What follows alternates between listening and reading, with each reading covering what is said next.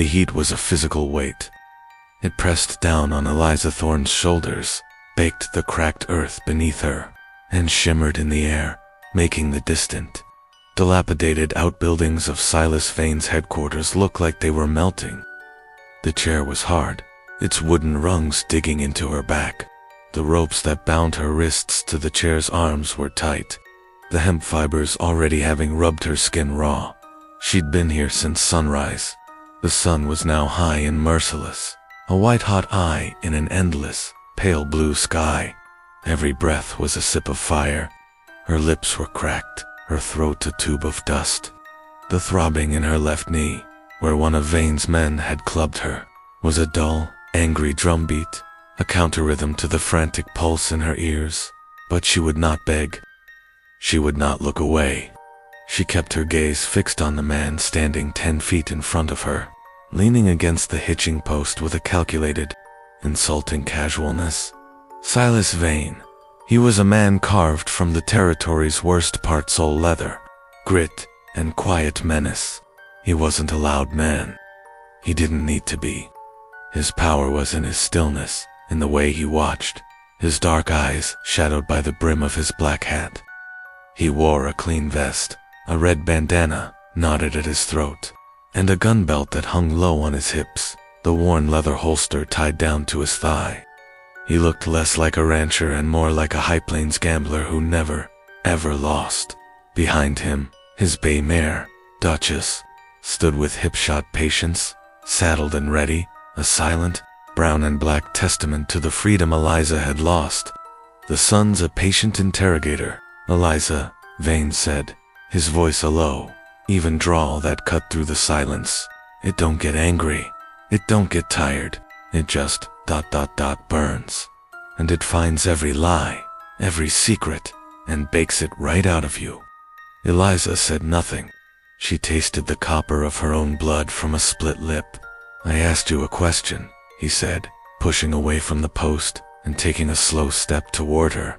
He crouched, bringing his eyes level with hers.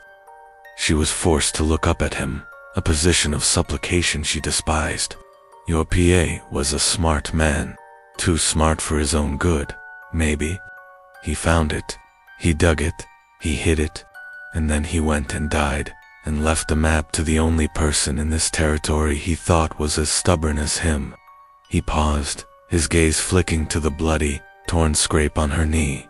He was right about that, at least. "My father," Eliza spat, her voice a dry rasp, "was a rancher, not a thief. Unlike you, Vane." "Thief?" Vane chuckled, a sound like dry rocks tumbling. "I'm a pragmatist. One see 100 square miles of land, dying of thirst. I see my cattle, ribs like washboards, dropping dead by the dozen. I see your ranch, the Agua Fria, with its green pastures and fat stock, and I ask myself, how, in a drought that's cracked the devil's own cup?" He stood up, towering over her again, and then I remember the old stories, the stories your PA and my PA used to whisper about, the Verde Springs, a miracle in the desert, an underground river that surfaces somewhere in those canyons. He gestured to the distant, purple mesas. "He found it, didn't he? And he left you the key." This was the truth. Her father, a water witch of legendary skill, hadn't just found a spring. He'd discovered a small high canyon aquifer and spent 5 years meticulously, secretly, running a narrow buried pipe 20 miles to their homestead. The Agua Fria Ranch was an oasis, its existence a miracle of engineering and secrecy. The map Vane wanted wasn't just a location, it was the entire system, the junctions, the intake, the one place a man could tap in, or, more likely, destroy. "There's no map," she lied. Vane smiled. It was a cold, thin expression that held no humor. "You were captured. Your ranch hands are scattered or dead. Your barn is ashes. You're tied to a chair in the middle of my yard, and you're still lying to me." He walked over to his horse and pulled his canteen from the saddle horn. He uncorked it. The small squeak of the cork, the loudest sound Eliza had ever heard. He took a long, slow drink, the water trickling from the corner of his mouth and down his chin. He wiped his mouth on his sleeve, his eyes never leaving hers. "Stubbornness is a virtue, Eliza," he said, "until it's just a slow way to die." The attack had been brutal and swift. Vane's men, a dozen riders, had swept down on the Agua Fria at dawn. Her hands, loyal and tough, had been caught between the bunkhouse and the main house. They'd fought hard, too hard. She'd seen her foreman, old Miguel, fall. She'd fired her Winchester from the porch until the rifle was hot and empty, but they'd just kept coming. They hadn't even tried to storm the house. They'd set fire to the barn, the one thing she couldn't let burn. When she ran out to save the horses, they were on her. The fight was a blur of smoke, shouting, and pain. The blow to her knee, the rough hands dragging her, being thrown over a saddle like a sack of feed, and then the long, humiliating ride to this ghost town of a ranch Vane called his headquarters.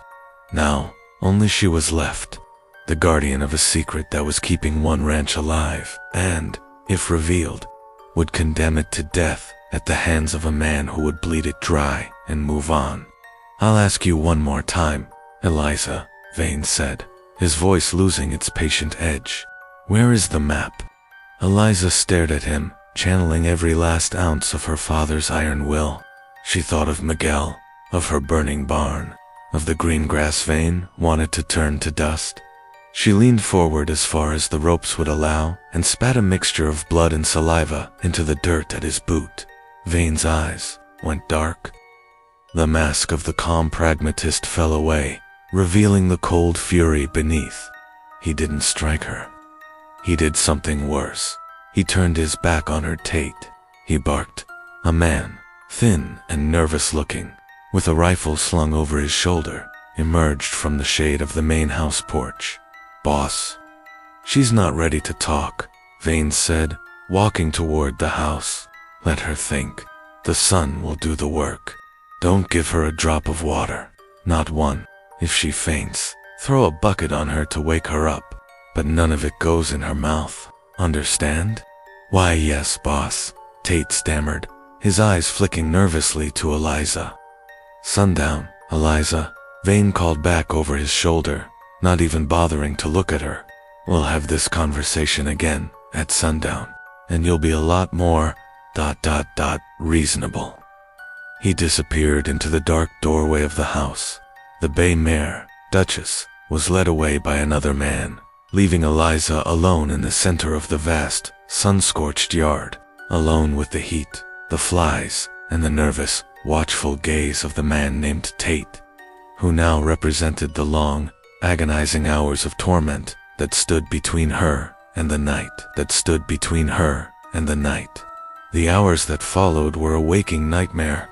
The sun, which had been a tormentor, became an executioner. It crawled across the sky with agonizing slowness, a great, blinding eye that sought to burn her down to the bone. Eliza's world shrank to a pinpoint of suffering, the burning of her skin, the raw fire of her throat, the ropes that felt like they were shrinking, cutting off the blood to her hands, which had become swollen and numb. She drifted in and out of consciousness, her mind a fever swamp of fragmented memories.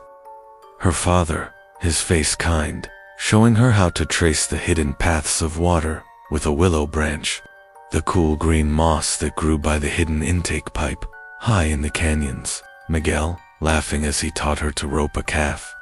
The sudden, ugly bloom of red on his shirt, a splash of tepid, foul-smelling water brought her back.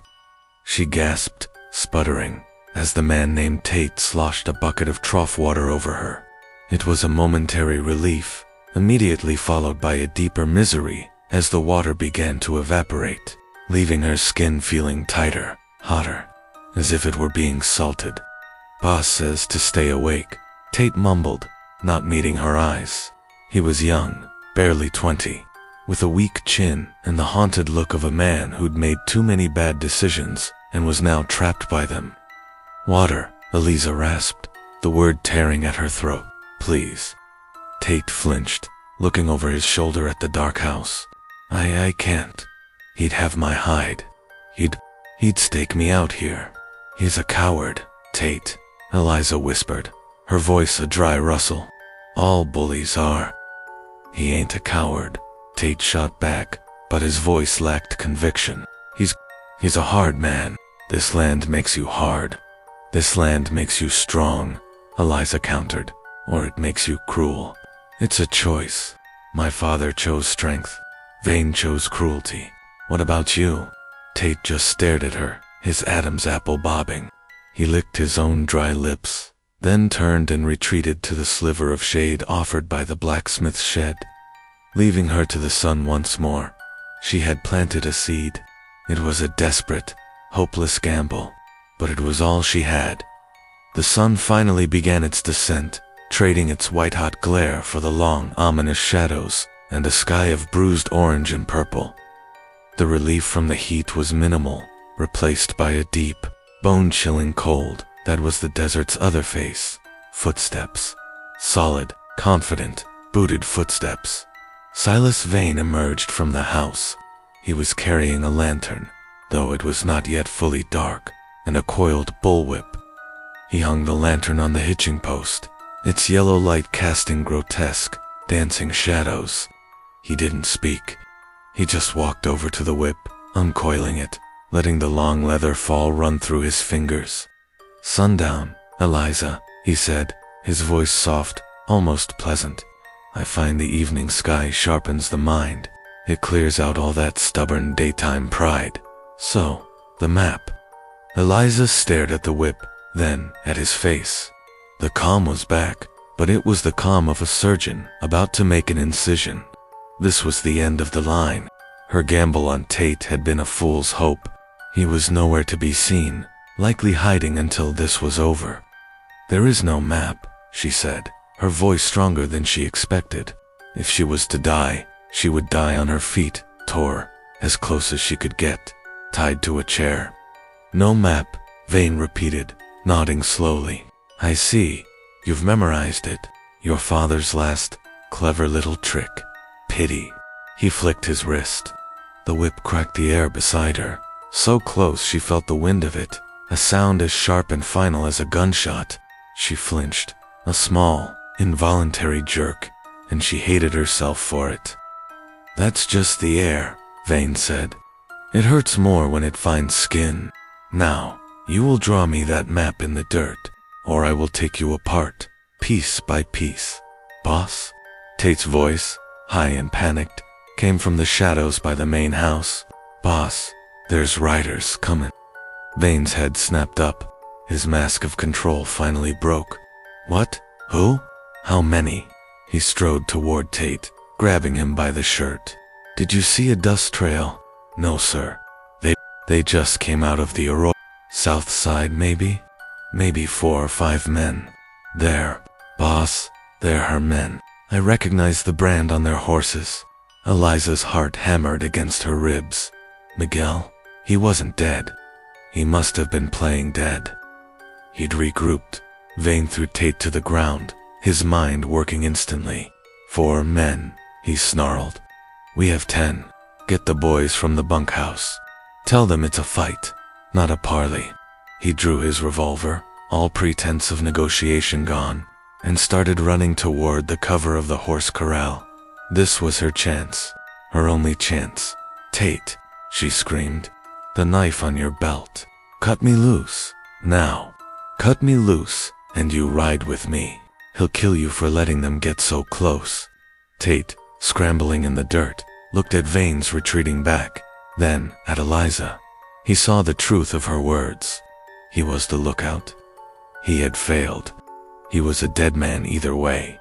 He ran to her, his hand shaking so badly he could barely pull the skinning knife from its sheath. "Hold still," he whimpered, sawing at the thick ropes on her wrists. The first shots rang out, bright flashes of orange in the deep twilight, followed by the boom of rifles. The rope gave. Eliza's hands were numb, useless claws, but she was free. She grabbed Tate's arm. "Get me up." He hauled her to her feet. Her left leg buckled instantly, and she cried out in pain. I I can't ride, she gasped, panic rising. The house, Tate said, dragging her toward the dark building. The rifles are in the house. They half fell through the doorway into the main room, collapsing onto the floor just as a spray of bullets tore through the window where Vane had stood. They're flanking us, Tate yelled, crawling toward a gun rack on the wall. He's got us pinned in here. No, Eliza said, her mind, sharpened by a day of torment, suddenly seeing the battlefield with perfect clarity. He's not flanking us. He's flushing Vane. Miguel, he's coming for me. She crawled to the front window, peering through the shattered glass. She could see them now, her men, using the outbuildings as cover, moving with a grim efficiency. And she saw Silas Vane, trapped behind the water trough, his own men firing sporadically from the bunkhouse, disorganized and clearly terrified. Give me a rifle, Eliza ordered. Tate handed her a Winchester. Her hands were still numb, but she forced her fingers to work, to find the trigger, to lever around into the chamber. It was an act of pure will. She rested the barrel on the broken window frame. She had a clear line of sight to the water trough. Vane was reloading, his head down. She didn't shoot. Cover me, she yelled to Tate, who had taken the other window. She pushed herself up, using the rifle as a crutch, and limped onto the dark porch. Miguel? She shrieked, her voice cracking but carrying in the sudden lull in the fighting. Cease fire. Hold your fire. The shooting stopped, replaced by a ringing, terrible silence. Eliza, Miguel's voice, full of disbelief and relief, called back from the darkness. I'm here. I'm alive. We have Vane. Silas Vane slowly stood up from behind the trough, his hands raised, his face a mask of disbelief in the gloom. He had been beaten, not by bullets, but by a ghost. Elisa limped down the porch steps, the rifle held steady, aimed at his chest. Her men emerged from the shadows, their own guns trained on Vane and his remaining crew, who were slowly, reluctantly, dropping their weapons. Eliza stopped 10 feet from Vane, in almost the exact spot he had stood over her that morning. The power had shifted completely. The hunter was the captive. The victim was the victor. It's over, Silas, she said, her voice raw but steady. It's done. Vane looked at her, at the bloody and bruised woman who had endured the sun, at the sniveling boy Tate behind her, and at the loyal men who had come through hell for her. He saw the iron in her spine, the legacy of her father. You won't kill me, he said, not a plea, but a statement of fact. You're not me. No, Eliza said. I'm not. She lowered the rifle. Miguel, take his gun. Take all their guns. And their horses, ma'am. Miguel was confused. Take their horses, Eliza repeated. All of them. Vane, you, and your men. You're going to walk. The nearest town is 50 miles south. If the desert doesn't take you, maybe you'll learn something about what it means to be thirsty. Vane's eyes widened. It was a fate worse than a bullet, a death sentence handed down not by a gun, but by the very land he'd tried to conquer. Get going, Eliza said, her voice devoid of all emotion save for a cold, hard finality. She watched as Vane and his men, disarmed and broken, were marched off the property, their figures swallowed by the vast, unforgiving darkness of the high plains. Only then did she allow her body to betray her. Her leg gave out, and she sank to the ground, the Winchester clattering beside her. Miguel was at her side instantly. You're hurt, ma'am. I'll live, she whispered, looking up at the first stars pricking the black velvet sky. She looked at Tate, who was shivering nearby. You boy, you've got a choice. Ride with us, or walk with them. Tate scrambled forward. With you, ma'am. I'll ride with you. Eliza nodded, her eyes finding the dark outline of the mesas on the horizon. The Verde Springs were safe. Her home was in ashes, but her legacy was secure. She had faced the sun and had not burned. She had faced the cruelty of men and had not broken. She was Eliza Thorne, daughter of the Agua Fria, and she had survived. Thorne, daughter of the Agua Fria, and she had survived.